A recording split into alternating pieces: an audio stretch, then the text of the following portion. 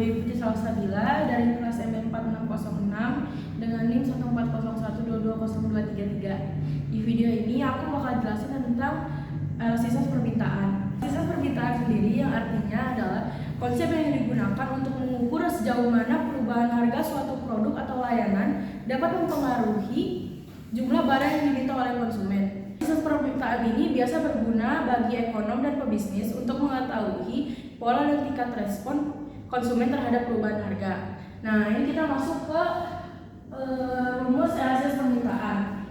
Rumus elastisitas permintaan yaitu turunan Q terhadap P dikali P per Q, di mana P adalah harga barang ketika mengalami kenaikan dan Q adalah jumlah barang yang diminta. Kita masuk ke jenis-jenis elastisitas permintaan. Yang pertama yaitu nilai mutlaknya lebih besar dari 1 yang artinya elastik. Itu bisa dibilang harga barang dan jasa itu sangat peka terhadap perubahan harga. Mutlak E sama dengan 1 yang artinya unitary elastic. Itu bisa dibilang perubahan harga barang sama dengan perubahan kuantitas barang. Nah, yang ketiga adalah nilai mutlak E lebih kecil dari 1 yang artinya inelastik. Itu artinya perubahan harga barang lebih besar dibanding kuantitas harga barang, perubahan kuantitas harga barang. Kita langsung masuk ke contoh soal nomor 1. Diketahui Q sama dengan 200 dikurang 2P dan P sama dengan $20. Ditanya elastisitas permintaan saat harga produk $20. Pertama, kita harus mencari Q. Q-nya kan kita udah dapat nih fungsi permintaannya, dan P-nya kita juga udah tahu. Kita tinggal masukin si P-nya itu ke fungsi permintaan. Jadi 200 dikurang 2 dikali P, P-nya 20 sama dengan 200 dikurang 40 sama dengan 160. Kemudian kita masuk ke elastisitas. Kan elastisitas itu rumusnya itu turunan Q terhadap P. Nah, jadi kita udah dapat nih kan Q-nya, kita turunin terhadap P, jadi itu min 2. Nah, kita masukin jadi min 2 dikali 20 per 160, di mana 20 merupakan perubahan harga dan 160 itu merupakan kuantitas barangnya yang sudah kita ketahui, sama dengan min 0,25. Karena ini nilai mutlak, jadi kita ilangin negatifnya jadi 0,25. Kan 0,25 itu kurang dari 1. Kurang dari 1 itu sama dengan inelastik, berarti ini tuh inelastik. Jadi interpretasinya itu artinya ketika P sama dengan 20, maka kenaikan harga 1% mengakibatkan penurunan sebesar 0,25%. Nah, kita masuk ke contoh nomor 2. Diketahui Q sama dengan 500 dikurang 10P dan P sama dengan $20. Ditanya, hitunglah elastisitas saat harga produk $20. Dan B-nya, jika elastisitas sama dengan negatif 1, berapa harga barangnya? Ini kita ngerjain yang A dulu ya. Yang A itu sama kayak tadi caranya, Q sama dengan 500 dikurang 10, P-nya sama dengan 20, jadi dikali 20, jadi 500 dikurang 200 sama dengan 300. Kita masuk ke elastisitasnya. Ini kita turunin dulu dari yang Q-nya, jadi min 10. Min 10 dikali 20 per 300 sama dengan min 0,6. Kita ilangin negatifnya jadi 0,6. Dan itu juga inelastik karena kurang dari 1. Artinya, ketika P sama dengan 20, maka kenaikan harga 1% mengakibatkan penurunan sebesar 0,6%. Nah, kita lanjut ke bagian B-nya. Kan kita tahu itu elastisitas di B-nya itu sama dengan negatif 1. Berarti ini rumusnya kita putar-putar. Nah, elastisitasnya sama dengan negatif 1. Elastisitas sama dengan P per Q dikali turunan P terhadap Q. Berarti kan karena kita sama dengan min 1, kita sama dengan min 1. Nah, kita masukin si P-nya kan belum diketahui karena kita nyari P-nya kan. Nah, kita masukin si Q-nya. Q-nya kan diketahui di soalnya fungsi Q-nya.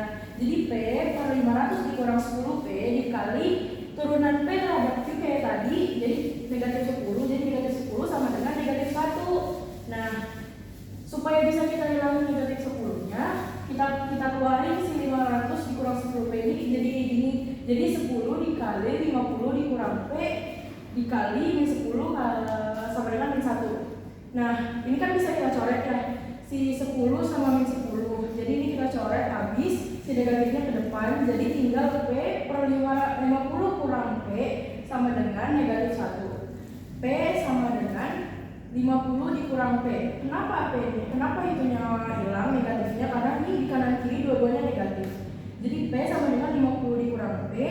Jadi kita pindahin si min P-nya ini ke depan, jadi 2P sama dengan 50, P sama dengan 25. Nah ini tuh soal kayak gini tuh biasanya untuk tahu kita bisa ngemuter-muter si rumus-rumusnya ini. Kalau tadi sebelumnya udah diketahui P-nya, kalau di soal yang ini kita ketahuinya itu elastisnya, jadi kita harus nyari P-nya. Jadi interpretasinya itu artinya ketika P sama dengan 25, maka kenaikan harga 1% mengakibatkan penurunan sebesar 1%. Dari mana 1%-nya? Dari soalnya, karena elastisitas di soalnya itu sama dengan negatif 1. Oke, sekian dari aku. Assalamualaikum warahmatullahi wabarakatuh. Halo, perkenalkan, aku Kiranita Hana Raika dari kelas MB 4606 dengan NIM 1401223374. Di sini aku akan menjelaskan materi tentang biaya marginal. Biaya marginal adalah besarnya tambahan biaya produksi yang dikeluarkan oleh perusahaan untuk menambah produksi sebanyak 1 unit produk tambahan. Dan biaya marginal juga bisa muncul ketika adanya ekspansi produk yang dilakukan oleh pihak perusahaan. Tentu tujuannya juga adalah untuk menambah jumlah produk yang bisa dijual. Dan perlu diketahui bahwa biaya marginal ini adalah turunan dari fungsi biaya total. Nah, sebelum masuk ke dalam materi, kita balik dulu nih pada materi fungsi aljabar satu variabel, di mana di sini ada fx sama dengan ax pangkat n, dan turunannya itu f aksen x sama dengan a dikali n dikali x pangkat n 1. Di mana penerapannya dalam matematika ekonomi dan bisnis, fx di sini sama dengan tc sama dengan a q pangkat n. Lalu f aksen di sini yang merupakan turunan dari tc juga dalam ekonomi bisnis yang merupakan mc, yaitu marginal cost, yang rumusnya adalah delta TC dibagi dengan delta Q yang kita terapkan di aljabar tadi, yaitu A dikali N sama dengan Q pangkat N min 1. Lalu di sini delta TC juga merupakan perubahan total cost dan delta Q itu perubahan produk. Lalu di sini ada contoh soal. Jika diketahui total biaya produksi mobil dinyatakan oleh fungsi TC sama dengan Q kuadrat ditambah 200 Q ditambah 5.600 juta rupiah, maka tentukan A fungsi biaya marginal, B fungsi biaya rata-rata, C tentukan TC, MC, AC jika Q sama dengan 10 unit. Nah, kita jawab yang A, yaitu fungsi biaya marginal, di mana TC di sini sama dengan Q kuadrat ditambah 200 Q ditambah 5.600. Nah, seperti yang kita ketahui bahwa MC itu turunan dari TC, maka di sini bisa dijawab MC sama dengan 2Q ditambah 200.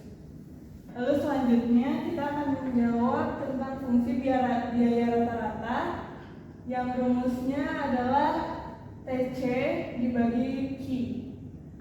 Nah, karena TC-nya udah diketahui, maka tinggal dimasukkan aja Q kuadrat ditambah 200 Q ditambah 5.600 dibagi Q. Lalu kan di sini Q kuadrat dibagi Q itu sama dengan Q, 200 Q dibagi Q sama dengan 200, dan ini tinggal dimasukkan aja 5.600 dibagi Q karena tidak bisa. Yang pertama, untuk menjawab yang bagian C, kita akan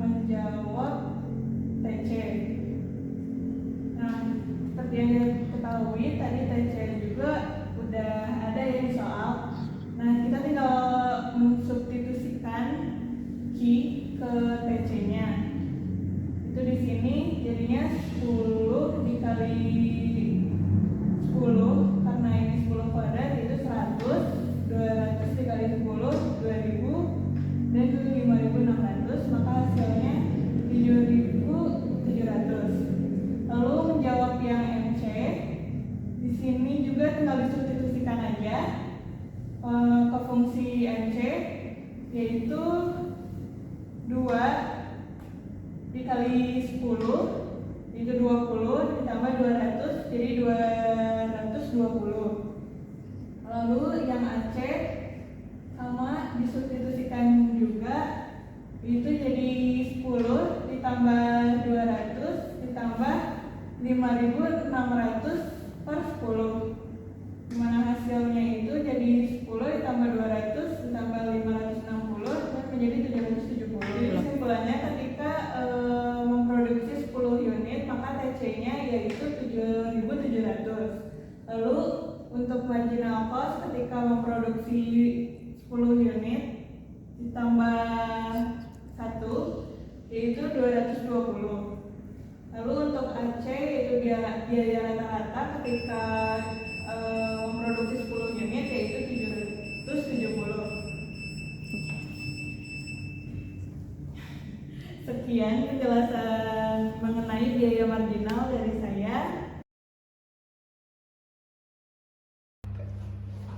Perkenalkan, nama saya Kaisa Meswara, saya dari kelas MB 406. Kali ini saya akan menjelaskan materi mengenai penerimaan marginal. Penerimaan marginal atau marginal revenue adalah besarnya perubahan pada penerimaan apabila produsen menjual satu unit tambahan output atau barang. Marginal revenue atau MR merupakan derivatif pertama dari TR terhadap Q. Memahami dan mengetahui cara menghitung marginal revenue akan membantu para pelaku usaha dalam menemukan adanya progres atau perubahan pada revenue sebagai dampak dari perubahan jumlah barang atau jasa yang dijual. Marginal revenue akan mengindikasikan seberapa besar peningkatan pendapatan dari penjualan unit tambahan dari barang atau jasa perusahaan. Kemudian total revenue. Total revenue atau total penerimaan merupakan jumlah keseluruhan penerimaan yang dihitung dari hasil perkalian antara harga dan jumlah barang yang ada. Agar kalian dapat menghitung total revenue, maka kalian dapat menggunakan rumus sebagai berikut, yaitu TR sama dengan P kali Q. TR yaitu total revenue atau penerimaan total, P itu price atau harga, dan Q itu quantity dan atau jumlah barang. Selanjutnya kita akan membahas suatu soal. Terdapat fungsi permintaan yang dihadapi produsen dan persamaan P sama dengan 1.500 dikurang 2Q. Hitung permintaan marginal dengan Q sama dengan 200 unit. Kemudian kita pakai rumus yang sudah dijelaskan tadi, yaitu TR sama dengan P kali Q. Masukin P-nya itu 1.500 dikurang 2Q, sedangkan Q-nya nggak ada, jadi tulisnya Q di sini. Jadi 1.500 dikali Q sama dengan 1.500 Q dan 2Q dikali Q, yaitu min 2Q kuadrat. Setelah mengetahui ini, lanjut di marginal revenue sama dengan TR aksen, yaitu TR aksen adalah turunan dari 1.500 Q dikurang 2Q kuadrat, yaitu hasilnya 1.500 dikurang 4Q. Kan sudah diketahui Q nya 200, jadi dimasukin ke persamaan di atas, yaitu 1.500 dikurang 4 dikali 200 sama dengan 1.500 dikurang 800, hasilnya 700. Berarti dengan unit sebanyak 200, maka penerimaan atau pendapatan tambahan yang didapat adalah 700. Sekian penjelasan materi dari saya mengenai penerimaan marginal. Mohon maaf apabila ada kesalahan. Wassalamualaikum warahmatullahi wabarakatuh. Halo semuanya, kenalin nama aku Amirani dari Serina dengan NIM 1401223418 dari kelas MP 4606. Di sini aku akan jelasin tentang elastisitas silang. Jadi apa sih elastisitas silang itu? Elastisitas silang atau cross elasticity adalah tingkat perubahan respon yang merujuk pada permintaan suatu barang akibat perubahan harga barang yang mendukung. Nah, sederhananya nih, elastisitas silang itu digunakan ketika kamu ingin mengetahui hubungan antara kedua buah barang yang berbeda apabila salah satu barangnya itu mengalami perubahan harga. Nah, elastisitas silang sendiri memiliki 3 jenis yang berbeda. Yang pertama ada barang pengganti atau substitusi, terus ada barang pelengkap atau komplementer, dan yang terakhir adalah barang tidak terkait. Nah, kita bisa tahu kedua barang tersebut memiliki hubungan barang pengganti atau barang pelengkap ataupun barang tidak terkait kalau misalnya nilai elastisitasnya itu positif. Misalkan nilai elastisitasnya itu positif, berarti dia tuh barangnya tuh termasuk barang substitusi. Terus kalau misalnya negatif, berarti dia termasuk barang pelengkap atau komplementer. Nah, tapi kalau misalnya nilainya itu sama dengan 0, berarti barang tersebut tidak terkait. Terus kalau misalnya kedua buah barang tersebut hasilnya tuh ternyata berbeda, itu juga termasuk ke dalam barang tidak terkait. Contohnya nih, misalnya untuk barang pengganti atau substitusi. Biasanya barang pengganti atau substitusi ini barangnya sejenis, namun bisa digantikan. Contohnya Pizza Hut dan Domino's Pizza. Kalau misalnya Pizza Hut mengalami penurunan harga, berarti kan konsumen lebih memilih untuk membeli Pizza Hut, berarti permintaannya pun akan naik. Nah, hubungannya dengan Domino's Pizza adalah Domino's Pizza itu pasti akan mengalami penurunan permintaan dikarenakan konsumen akan lebih memilih untuk membeli Pizza Hut. Terus yang kedua ada barang pelengkap atau komplementer. Contohnya adalah mobil dan bensin. Kalau misalnya mobil itu mengalami penurunan harga, berarti kan orang-orang tuh bakal lebih memilih untuk membeli mobil gitu. Terus kalau misalnya mobilnya dibeli, pasti kan orang-orang juga perlu bensin. Jadi kalau misalnya salah satunya mengalami penurunan harga, keduanya tuh akan mengalami kenaikan permintaan. Nah, buat rumusnya sendiri, elastisitas silang itu punya dua, ada EAB sama dengan dom QA per dom PB dikali PB per QA. Terus yang kedua ada EBA sama dengan dom QB per dom PA dikali PA per QB. Ini EAB sama EBA ini maksudnya apa sih? EAB sama EBA ini maksudnya kalau EAB adalah elastisitas barang A terhadap barang B. Terus dom QA per dom PB ini maksudnya adalah turunan pertama QA terhadap PB. Kayak gitu. Nah, untuk lebih jelasnya kita langsung masuk aja ke soal. Jika diketahui QA sama dengan 2PA pangkat min 1,7 PB pangkat min 0,8 dan QB sama dengan PA pangkat min 0,5 PB pangkat min 0,4. Berapakah elastisitas dan hubungan kedua barang tersebut? Nih, untuk yang pertama kita langsung cari aja dulu EAB-nya atau elastisitas barang A terhadap barang B. Ini udah aku tulis rumusnya, dom QA per dom PB dikali PB per QA. Ini kita turunin dulu QA terhadap PB. Kan ini fungsi QA-nya kita udah ketahui 2PA pangkat min 1,7 PB pangkat min 0,8. Ini kita tinggal turunin aja. Caranya adalah karena ini yang dituruninnya adalah terhadap PB, maka pangkat PB kita kalikan dulu ke depan. Jadi min 1,6. Lalu ini kita tulis lagi PA-nya gak dirubah karena dituruninnya terhadap PB. Jadi min 1,6 PA pangkat min 1,7. Nah, baru si PB-nya kita turunkan. Karena diturunkan, jadi pangkat ini kita kurangin dengan 1. PB pangkat min 1,8. Terus habis itu kita kali dengan PB per QA. Karena kita belum tahu nih PB-nya ada berapa. Jadi kita tulis aja PB per QA-nya kita tulis ulang 2PA pangkat min 1,7 PB pangkat min 0,8. Terus ini langsung kita hitung aja. Ini kita bisa coret-coret. Caranya adalah PB yang di atas ini kita turunin ke bawah. Kalau diturunin ke bawah, dia jadi pangkat min 1. Berarti karena dia pangkat min 1, dia bisa nambah ke sini. Jadi PB-nya itu PB pangkat min 1,8.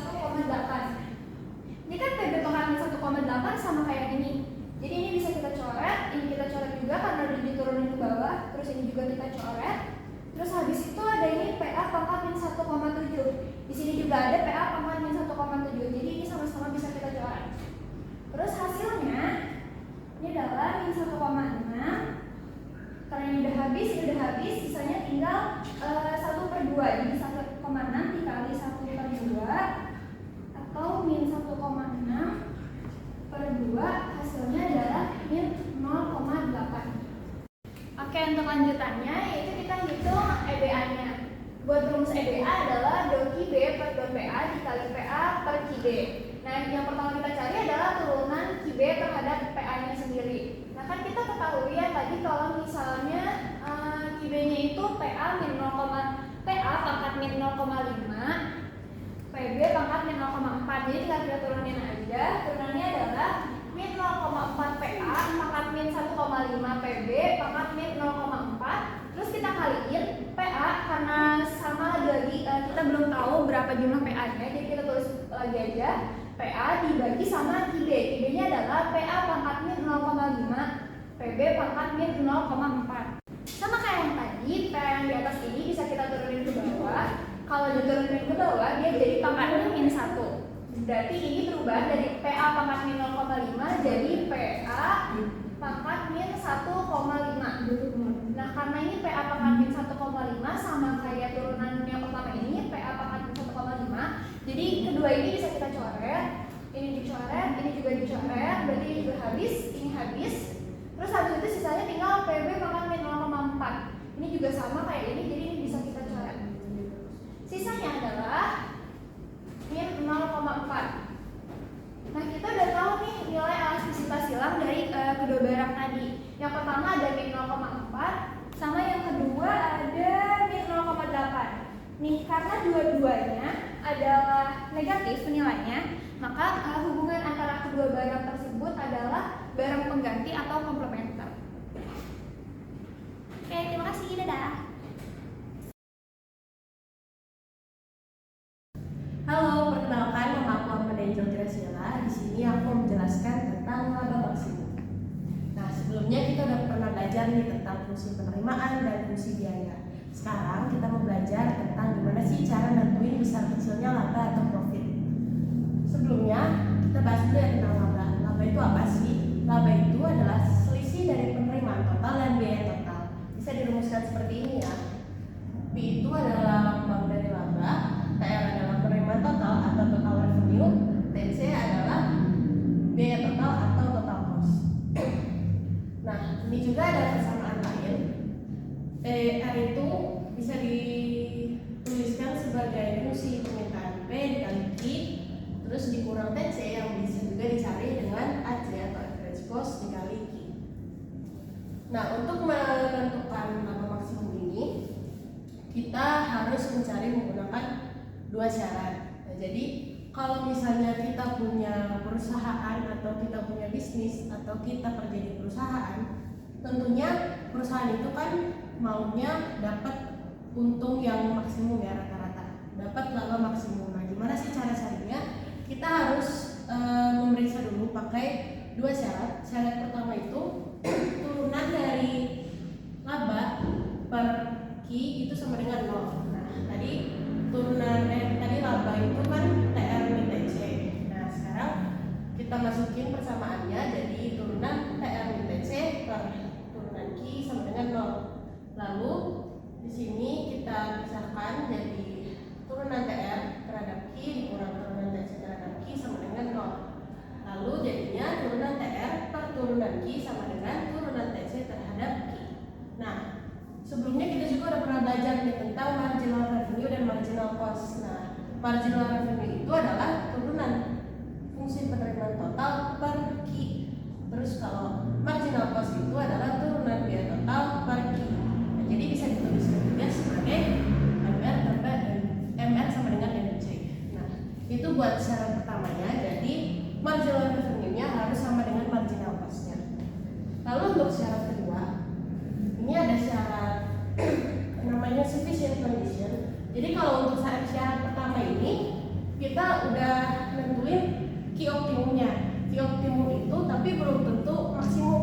Jadi key optimum itu masih bisa maksimum, masih bisa minimum. Sementara kita mau carinya itu laba maksimum kan. Nah, kita harus periksa lagi menggunakan syarat kedua. Syarat kedua ini yaitu turunan kedua dari laba kalau turunan kedua dari Q sama dengan lebih kecil daripada 0. Jadi bisa dituliskan seperti ini juga, turunan kedua TR per Q dikurang turunan kedua TC per Q lebih kecil dari 0. Lalu menjadi turunan kedua TR per Q lebih kecil dari turunan kedua TC per Q. Nah, kalau tadi turunan TR per Q itu sama dengan MR, turunan TC per Q itu sama dengan MC. Nah, sekarang buat yang ini berarti turunan MR sama turunan MC. Nah, jadinya adalah turunan pertama dari marginal revenue itu harus lebih kecil daripada turunan pertama dari marginal cost. Itu adalah syarat kedua. Nah, oke, di sini kita ada contoh soalnya. Bila diketahui fungsi permintaan dari suatu perusahaan adalah P sama dengan 30 kurang Q dan fungsi biaya total adalah TC sama dengan Q kuadrat tambah 10 Q tambah 10, maka A. Berapakah jumlah output yang harus dijual agar produsen memperoleh laba yang maksimum? B. Berapakah laba maksimum tersebut? C. Berapakah harga jual per unit produk? D. Berapakah biaya total yang dikeluarkan oleh perusahaan? E. Berapakah penerimaan total yang diperoleh dari perusahaan? Nah, kita bahas satu-satu ya. Pertama, kita catat lagi diketahuinya adalah fungsi permintaan P sama dengan 30 dikurangi Q. Lalu fungsi biaya total TC sama dengan Q kuadrat tambah 10 Q tambah 10. Nah, sekarang kita cari dulu total work dulu atau TR dengan cara yang tadi ya. TR sama dengan fungsi P tadi dikalikan dengan Q, yaitu TR sama dengan 30 kurang Q dikali Q. Jadi TR sama dengan 30 Q dikurang Q kuadrat. Nah, setelah kita udah tahu TR-nya tadi, sekarang kita masuk ke bagian A ya. Ditanyakan adalah jumlah outputnya, berarti kita cari Q-nya ya. Kita pakai rumus yang Q tadi, Q sama dengan TR min TC. Terus TR-nya kita udah tahu, jadi Q sama dengan 30 Q kurang Q kuadrat dikurang TC-nya adalah Q kuadrat ditambah 10 Q ditambah 10. Nah, terus jangan lupa ya ini kita kali dulu min-nya ke sini, habis itu kita jumlahkan, jadi hasilnya adalah min 2 Q kuadrat ditambah 20 Q dikurang 10. Nah, sesuai syarat pertama tadi, yaitu turunan pertama dari Q terhadap Q itu harus sama dengan 0. Nah, jadinya di sini kita cari dulu turunan Q terhadap Q-nya, yaitu min 4 Q ditambah 20. Nah, harus sama dengan 0. Jadinya adalah min 4 Q sama dengan min 20, Q sama dengan min 20 kurang min 4, jadi Q-nya sama dengan 5. Oke, kita masuk ke yang B-nya. Berapakah laba maksimum tersebut? Kita cari di sini adalah Q maksimum. Ya, maksimumnya jadi sama dengan min 2 Q kuadrat ditambah 2 Q dikurang 10. Lalu kita masukkan tadi Q-nya sama dengan 5. Hasilnya berarti Q sama dengan min 2 dikali 5 kuadrat ditambah 20 kali 5 dikurang 10. Itu hasilnya adalah 40. Lalu untuk yang bagian C-nya, berapa harga jual per unit produk? Di sini kita pakai fungsi P-nya, berarti P sama dengan 30 dikurangi Q.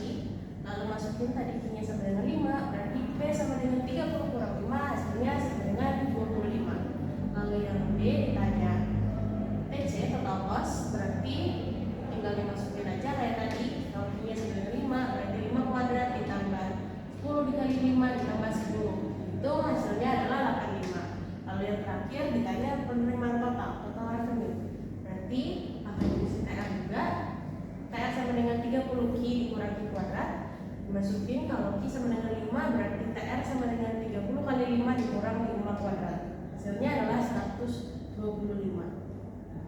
Oke, dari kelima bagian tadi berarti kita bisa simpulkan ya, kalau misalnya ini pakai rupiah, berarti kesimpulannya jadi perusahaan harus menjual produknya seharga Rp25 per unit dengan jumlah produk sebanyak 5 unit agar dapat memaksimalkan laba sebesar Rp40 dengan jumlah penerimaan total perusahaan adalah 125 dan biaya total yang dikeluarkan adalah Rp85.